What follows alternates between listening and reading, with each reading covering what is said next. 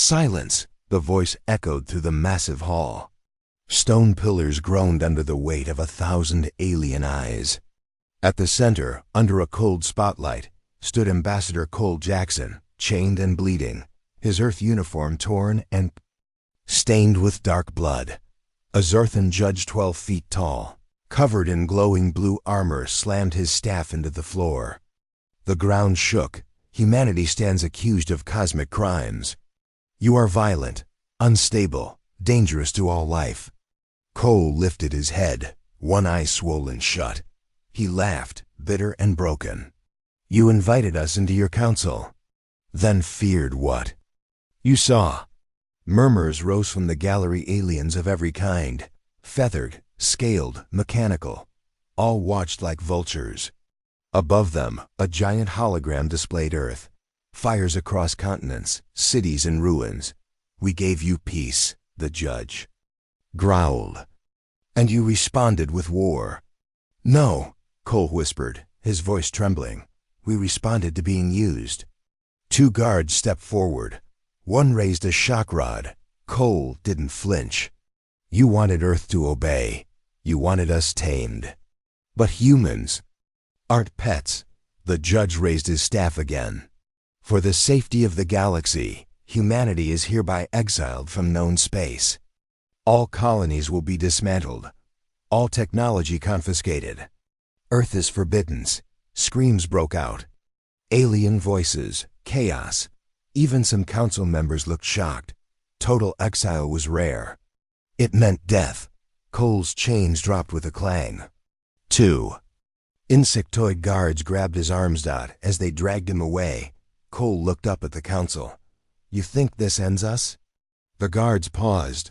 The judge sneered. You will fade in the void. Like all wild things. Cole smiled, bloody and wild. No, we'll evolve in the dark. And when we come back, the lights above him shut off. His voice was cut. But the threat remained, hanging in the air like a storm waiting to break. Far above the council's world, the last human ship waited in silence. Hidden in a comet's tail, its engines were cold. But inside, soldiers sat ready. Engineers watched the feed of Cole's trial. No one spoke. Then the signal came, one blink. One word, begin. And across the galaxy, in deep caves, black stations, and outlaw spaceports, the remnants of humanity received the same message. They were beaten, exiled, hunted, but not broken. They would return not as victims, but as conquerors. The sky over New York turned black, not from clouds but from ships. Alien warships. Hundreds of them.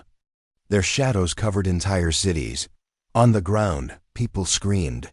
Sirens wailed. Buildings shook. Then came the light. Blinding beams rained from the sky. Whole city blocks vanished. The Empire State Building exploded into ash. Across the planet, the same thing happened. London, Tokyo, Johannesburg, Sydney. Earth was being erased. No warning. No mercy. Only one message, broadcast in every language. This is justice. Humanity has been judged. In orbit, Earth's defense fleet tried to fight back. They barely lasted a minute. One by one, human ships burst into fireballs. The aliens used weapons Earth scientists couldn't even understand. Space around the planet turned into a graveyard. Inside a burning bunker in Colorado, Commander Elias Grant watched the live feed with shaking hands. They're wiping us out, he said. No, whispered Dr. Mei Chen, hacking into alien transmissions. They're cleansing us. Like we're a disease. The bunker shuddered. Dust fell from the ceiling. The alien bombs were getting closer. Grant looked at the surviving officers. We failed. No, May said again. We adapt, she hit a command. Secret files blinked onto the screen, locations of hidden escape ships, vaults of stolen alien tech, and names of survivors scattered. Across the system, Grant nodded. Get everyone underground. Tell them to scatter. If Earth falls, we survive. 2 days later, Earth was silent. No more cities. No more satellites. Only fire, ruins, and ash. The alien fleet left as quickly as it came. In the shadows, a few. Humans lived deep in old bunkers, ice caves, hidden tunnels. Small groups of scientists, soldiers, children, dirty, scared, but alive. They listened to alien broadcasts mocking them, calling Earth cleansed, calling humanity extinct. They cried, they mourned, and then they started to rebuild. On a frozen moon near Saturn, Kale Draven stared at the smoke rising from a campfire. Once a soldier, now in exile, he held a rusted helmet in his hand. It still had ash from Earth. Someone approached. Draven, we got the message. What message? He asked. The man handed him a small blinking device. It showed one word, sent from deep space. Begin. Draven stood. The fire reflected in his cold eyes. Then it starts now. Humanity had lost its home, but not its will. Scattered in the dark, hunted and hated. They would rise, one fire at a time. Kale Draven slammed a knife into the steel map table. This galaxy tried to bury us, he growled, but now we rise from the dirt.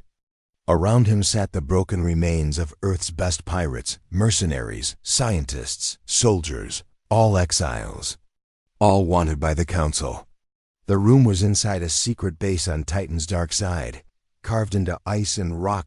They weren't friends. They didn't trust each other. But they had one thing in common. They were human. And they were done hiding. Across the table, Dr. Mei Chun adjusted her visor. We have the data. Council patrol routes. Abandoned weapon caches. A location for an old Zorthan vault. Deep storage. Pre-war tech. Kale grinned. Weapons they swore never to use again. A grizzled ex-captain barked. Even if we get them, what then? The Council controls the trade lanes, the systems, the stars. Kale pulled the knife free. Then we take them, one by one. He looked at every face in the room. We form a pact. No nations. No flags. No commanders barking orders from safety. Just one rule: we fight for us. Someone muttered, sounds like suicide. Kale smiled coldly. It's not suicide. It's payback. That night, across dozens of hidden colonies, Kale's message played. To every human who hears this, join the Iron Pact. We will never kneel again. In secret hangars, engineers worked on stolen alien tech. May reprogrammed Council A is to serve humans.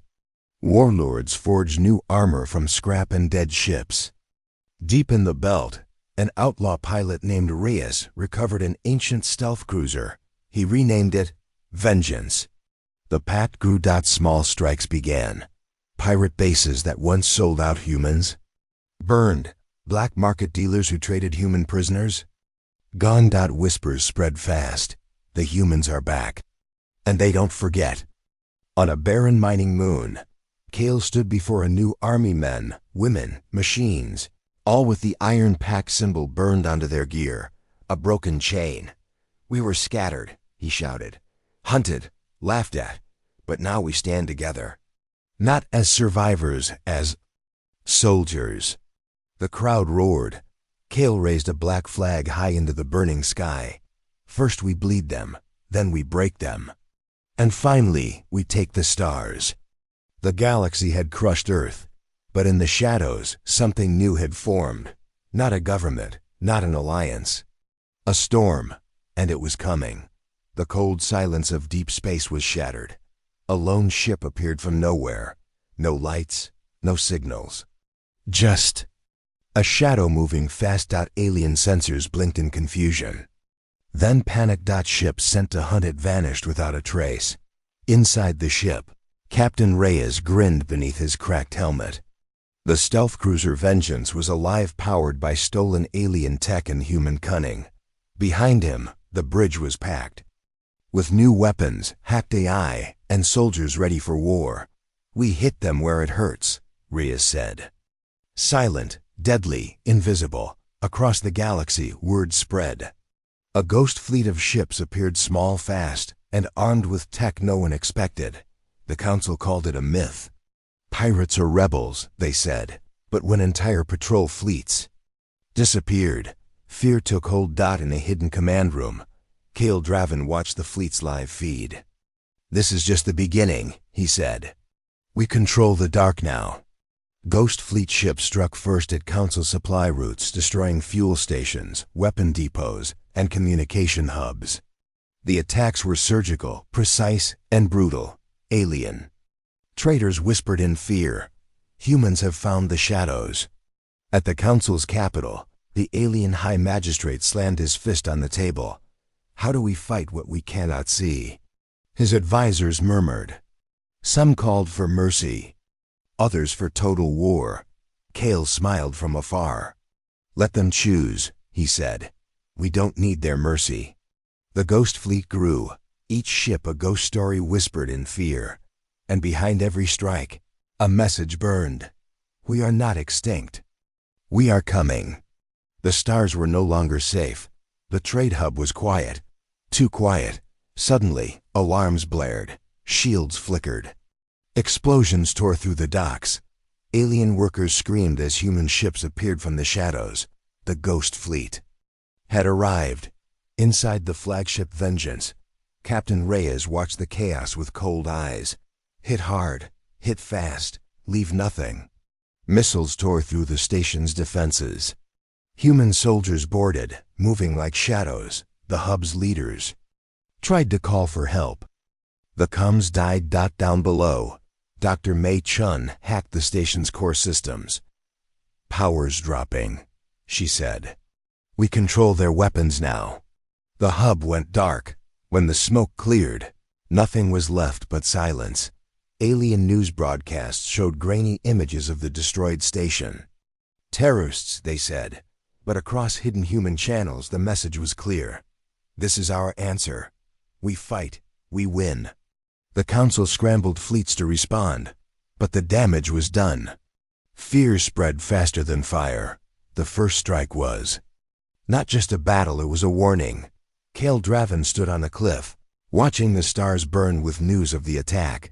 "We're not hiding anymore," he said. "We're here to stay." The galaxy had heard humanity's roar. The alien admiral screamed as her command ship split in two. A human gravity bomb had crushed the ship from the inside, folding steel like paper. She never saw it coming. In less than a week, 4 Council worlds had fallen, one after another.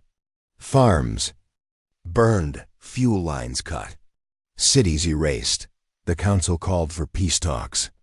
The Iron Pact didn't answer. On the surface of Veltrax 9, alien soldiers waited for backup. Instead, they got fire from the sky. Ghost Fleet drop pods smashed into the ground. Human warriors in biomech suits tore through the enemy like thunder. Captain cried, "They don't stop, they don't break." He was right.